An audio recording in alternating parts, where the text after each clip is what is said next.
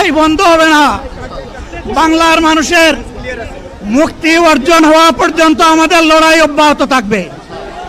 বলছিলাম, জামাতে ইসলামী যদি আল্লাহর ইচ্ছা এবং জনগণের ভালোবাসায় বাংলাদেশের মানুষের সেবা করার সুযোগ পায়, তাহলে মালিক হবে না, সেবক হবে ইনশাআল্লাহ।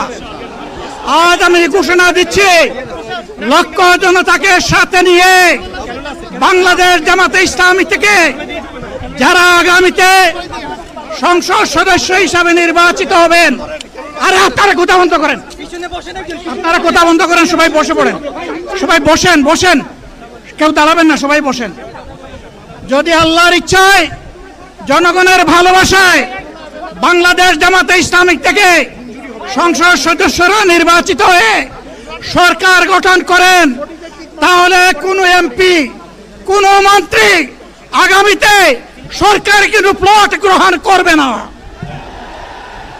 কোনো এমপি এবং কোনো মন্ত্রী ট্যাক্সবিহীন কোনো গাড়ি চড়বে না। কোনো এমপি এবং কোনো মন্ত্রী তার নিজের হাতে কোনো টাকা চালাচালি করবে না। কোনো এমপি এবং কোনো মন্ত্রী যদি তার নির্দিষ্ট কোনো কাজের জন্য বরাদ্দ পেয়ে থাকেন, কাজ শেষ হওয়ার সাথে সাথে বাংলাদেশের 18 কোটি মানুষের কাছে তারা তার প্রতিবেদন তুলে ধরতে বাধ্য হবে। সম্মানিত বন্ধুগণ, চাঁদা আমরা নিব না, দুর্নীতি আমরা করব না, চাঁদা আমরা নিতে দেব না, দুর্নীতি আমরা সহ্য করব না। এই বাংলাদেশটাই আমরা দেখতে চাই। যুবকদেরকে আমরা স্পষ্ট ভাষায় বলতে চাই, বন্ধুগণ, তোমাদের সাথে আমরা আছি।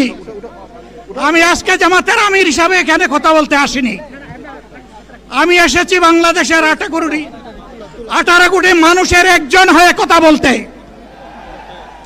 আমি শিশুদের বন্ধু, আমি যুবকদের ভাই, আমি বয়স্কদের সহযোদ্ধা, আমার বোনদের আমি ভাই। সুতরাং তাদের মুক্তির জন্যই আমি দায়িত্ব নিয়ে আজকে এখানে দাঁড়িয়েছিলাম।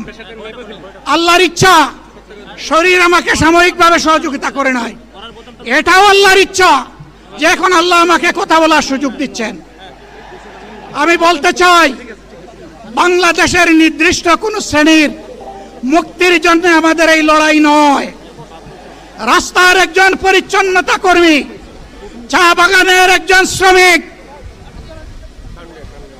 রক্ত পানি করে ঘাম জড়ানো আমার একজন রিক্সা